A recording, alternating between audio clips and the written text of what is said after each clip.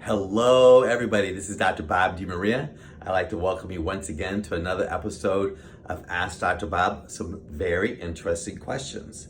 First, Dr. Bob, they were thanking me for all the information that we sent their way, but this individual has a fatty liver and PCOS. They've been struggling with, they said, most of their life, and they wanted to know what could we do to help that. Well, first, with a fatty liver, you want to minimize or eliminate sugar and fruit, meds, and even alcohol, because all those have a greater tendency to create that liver to enlarge. But what we have found from our experience, one of the leading causes of PCOS, which is, by the way, polycystic ovarian syndrome, is lack of iodine. Now, there's something called bromine, fluorine, and chlorine, and bromine, fluorine, and chlorine can take iodine out of your body.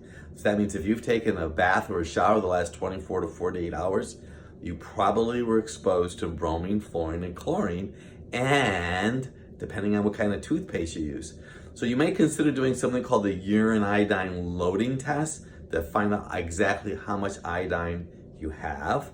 We use in your body, we use a liquid iodine, and we have our patients or our practice members apply it to their ovaries and also to their breasts. I know it's quite a lengthy answer, but avoid sugar, because sugar will also compromise body function. Hello, Dr. Bob. I've been diagnosed with a condition called Ankylosing Spondylitis, and you refuse to take the medical route like anti-inflammatory drugs. I was just wondering if there are any books or resources that you would recommend. Well, first, I would avoid sugar, because sugar will cause inflammation. We use the anti-inflammatory diet, which basically is vegetables and protein. And, you know, I wrote a book called Dr. Bob's Drugless Guide to Detoxification. And in the book, it's not like you're doing a lot of really intense type of procedures, but it's just really watching what you're eating. Ankylosing spondylitis is tough. You might want to find a skilled chiropractor in your area.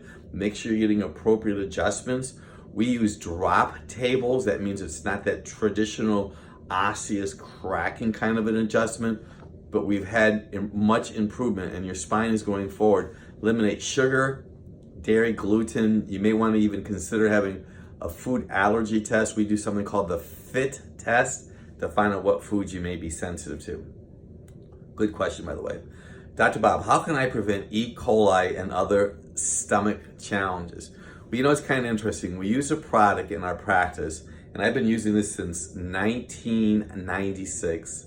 It's called agrisept-l. I take 10 drops every day in 4 to 6 ounces of water. Several years ago, my family was at a wedding. There were several hundred people there. And there are around 300 that got really sick, including the bridegroom. But patients of mine that were taking agrisept did not get sick. And I had a family member that was on a college expedition to a country down in the Caribbean. And this individual had agrisept and shared it with their friends. Well, two of their other friends, 10 of the kids got E. coli poisoning. So I use agrisept-l 10 drops every day. I put it in 4 to 6 ounces of water.